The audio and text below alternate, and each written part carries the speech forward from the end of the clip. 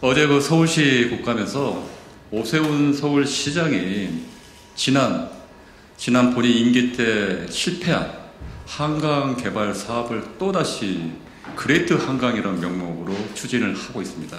그래서 어제 우리 민주당 국회 행안위 의원들이 그 부분에서 집중적으로 질타를 했고요.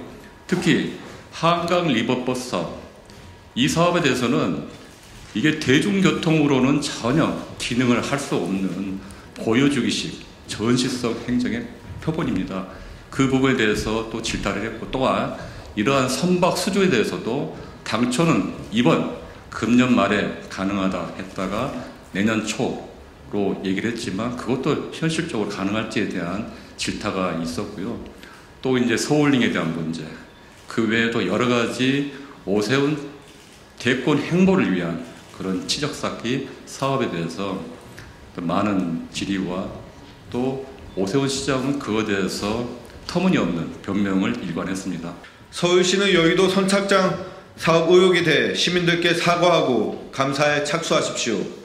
서울 시민 여러분, 개인이 서울시의 300억 규모의 사업권을 단독 입찰로 가져갔다면 믿으시겠습니까?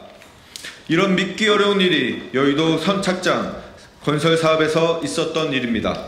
서울시가 수차례 해명 자료를 냈지만 의혹은 해소되기는커녕 더 커지고 있습니다.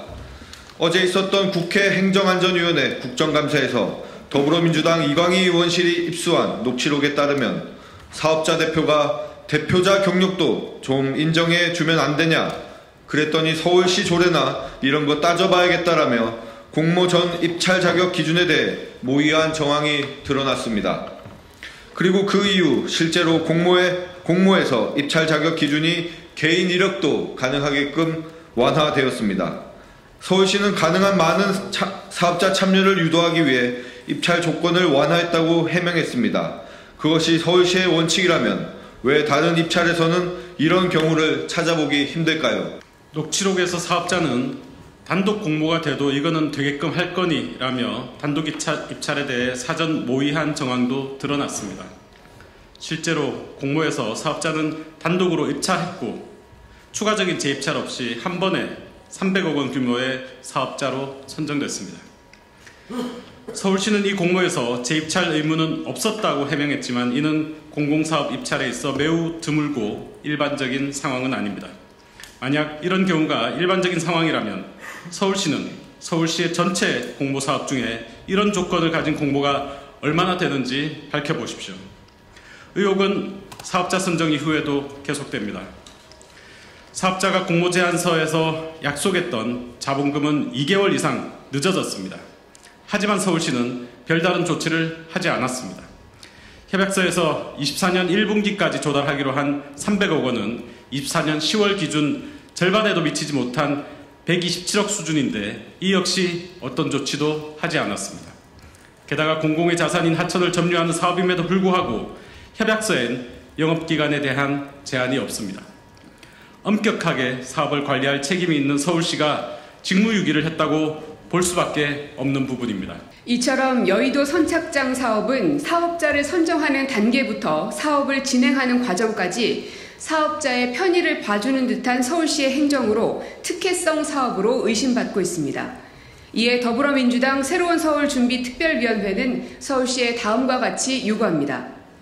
첫째, 서울시는 초기 공모 조건 결정 과정을 구체적으로 공개하고 공모 자격, 단독 공모 등에 대한 사업자와의 사전 협의가 있었는지에 대해 입장을 밝히십시오.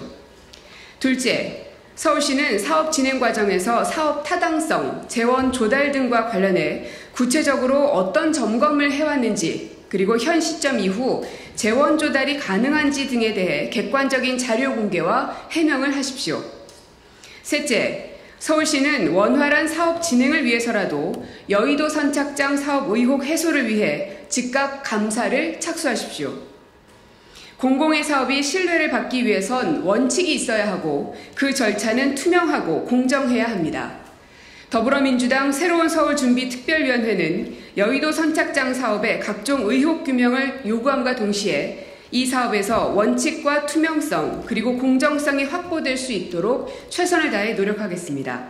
2024년 10월 16일 더불어민주당 서울시당 새로운 서울 특별위원회 일동